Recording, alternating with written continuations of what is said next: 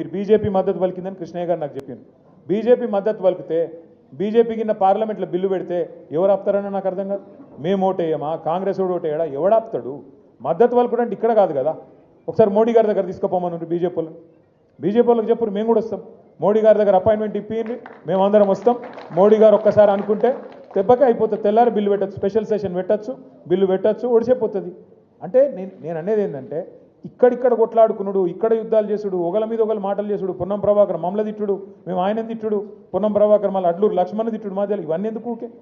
అల్టిమేట్గా ఏంటంటే రాహుల్ గాంధీ గారు, మోడీ గారు వాళ్ళిద్దరికిన కరెక్ట్గా ఉంటే, వాళ్ళిద్దరికిన కరెక్ట్గా అనుకుంటే ఒక్కటే ఛాయ్ కప్పు ఛాయ్ తాగే లోపల ఒడిచిపోతుంది పని.